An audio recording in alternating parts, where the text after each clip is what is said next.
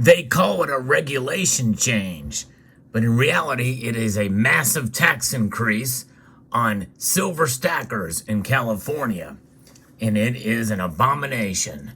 Let's explore.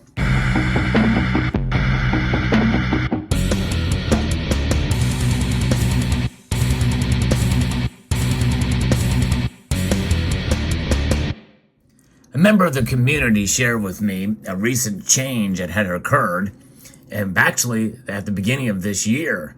It kind of went under the radar, hardly talked about by anyone, but I'm going to be referencing an article here that was posted on the middle of last month from coinupdate.com that talks about what happened with this coins and bullion sales and use tax regulation change in the state of California. You know, if you enjoy videos like this where I talk about the markets, where I talk about news with precious metals, I hope you will consider subscribing to the channel and pressing that thumbs up button down below. The state of California has increased its exemption threshold for sales and use tax on bulk sales of monetized bullion, non-monetized gold or silver bullion, and numismatic coins effective January 1, 2023. With higher inflation rates in 2022, regulations stipulated that the threshold adjust from $1,500 to $2,000. So they're blaming it on inflation, which is again, inflation in and of itself, which means essentially the dollar is worth less and less year over year based off of those numbers. And that is a hidden tax in and of itself. Couple that with the threshold for taxes increasing means that you're paying more. The California Department of Tax and Fee Administration warned of the upcoming increase last December in Tax Information Bulletin Publication 388 from December of 2022, which stated starting January 1, a bulk sale occurs if the total market value of the monetized bullion, non-monetized gold and silver bullion, and numismatic coins sold in a single transaction is $2,000 or more. So they are increasing that threshold. Essentially, the bulletin further explained, each year we are required to calculate what the operative threshold would be if adjusted for annual inflation. When the adjusted amount for inflation equals or exceeds the operative threshold by $500, the operative threshold increases to the amount as adjusted for inflation, which is a bunch of gobbledygook because inflation, is affecting bullion in a different way than it is other goods and services. In other words, gold and especially silver is really not reacting to inflation nearly as much as other goods and services out there. And yet, silver stackers in California are being punished because of it.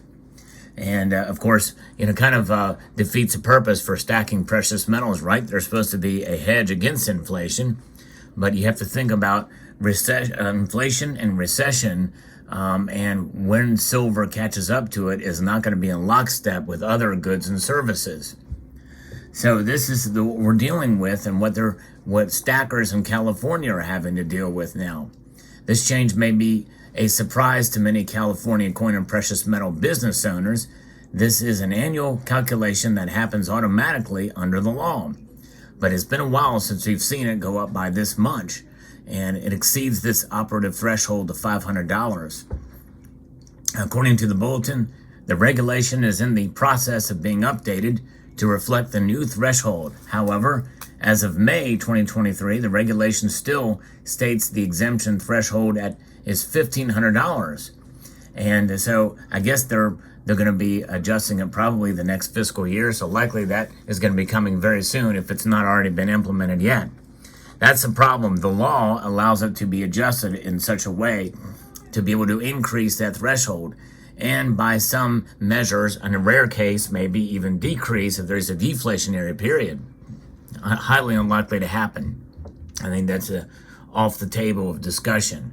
Now, some of these other states around the country have put in exemptions for taxes that have a sunset date, maybe 2025 or what have you. In other words, you won't have to pay any taxes, and then it reverts back to the prior law. But the thing is what does the Constitution state? That indeed gold and silver shall be money in between the states. So therefore, Article 1, Section 10 is essentially being violated. They are taxing money. And that's exactly what this. Now, this display that you see here is about $2,000 worth of gold. And this is just over 104 ounces.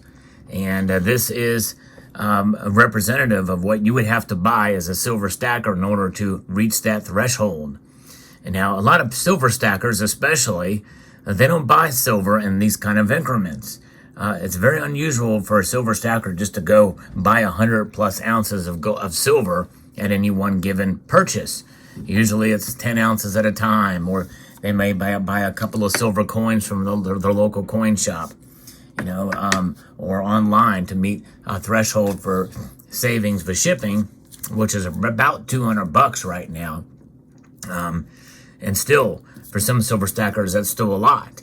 And so when you think about all of that and coming into play, plus you have to pay over 7% sales tax on it, that makes it cost prohibitive in order to buy silver, especially.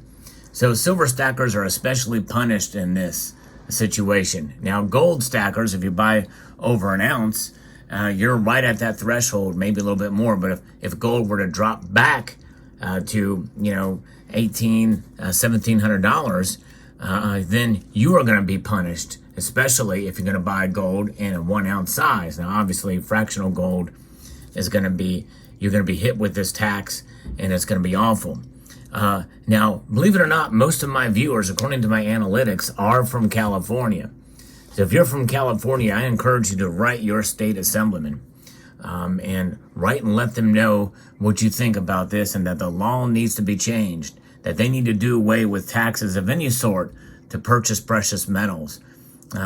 California, though, it's an uphill battle, and given the governance of that state, and politicians in California love to raise your taxes, and it's an abomination just in that regard.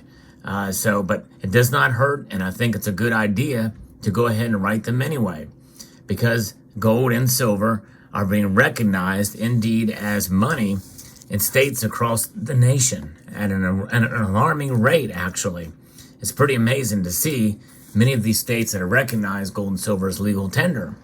It's only a matter of time before the big spending and the big taxing states, are going to be the only ones left that have not made that change. But there's a lot of people in California, and there's a lot of voters in California, and there's a lot of them that can speak their mind. And I think that is what should be done, to contact your representatives in that state, in other states too as well, if you are paying any kind of taxes on silver and gold, of any precious metals of any sort. But, it's kind of a shame that, most people that do stack silver or precious metals, they're not rich. The vast majority of silver and gold stackers are not rich, even though one would think, well, gold is it's a rich man's metal. But, there's a lot of people that are buying gold in smaller fractional sizes. In fact, even if you were to buy a 1 ounce size of gold coin or what have you, it can take you some time to save up in order to make that happen. I have issued a challenge on that in recent weeks and months here. But silver, though, on the other hand, is a metal that certainly is one that is going to take you into another realm if you have to pay 7 some odd percent above the spot price and above the asking price, including premiums, in order to get your silver. And so this $2,000 gold pile here, or silver pile rather, this $2,000 silver pile here is calculated based off essentially the spot price of silver. And then you're going to pay 7% on top of that if the bill comes to $1,999. And then you got to buy a capsule or something like that to make the other side come through. The rest of it to get over that threshold. It's just a shame. It should not be that way. It makes little sense. And most people are supposed to be, and most politicians are supposed to be for the little guy. That's why they're there, right? And so most of us are not rich. And so you're punishing the saver. You're punishing the people who aren't earning a whole lot of money. And when people who do earn and can make purchases above $2,000 get off scot-free from taxes, you are implementing a regressive tax on those that want to save. And to me, that is an abomination. And I think most politicians would agree with that. And that if you approach them from that angle, that it is the less fortunate, the less, well, I say the less, the smaller earners in the United States and in California that has a lot of taxes anyway. There's not as much disposable income because of inflation, number one, and because of the taxes, it makes it cost prohibitive in order to buy silver in that state or anywhere, because anywhere you buy silver, whether it be from an online bullion dealer in Oklahoma or New York or what have you, they are going to collect sales taxes in your state. So Californians, it's time to contact your state representatives and make your voices heard, because this is bad news. It's a terrible idea, and the law needs to be changed once and for all. Let me know what your thoughts are on it. Let me know if you live in California and what you plan to do. But it would be a good idea. I would love to see a movement in California to get rid of taxes on gold and silver. And so let me know what your thoughts are. I'd like to extend a multitude of gratitude to all of you for taking the time to watch this video, and to encourage you to please rate, share, comment, and subscribe.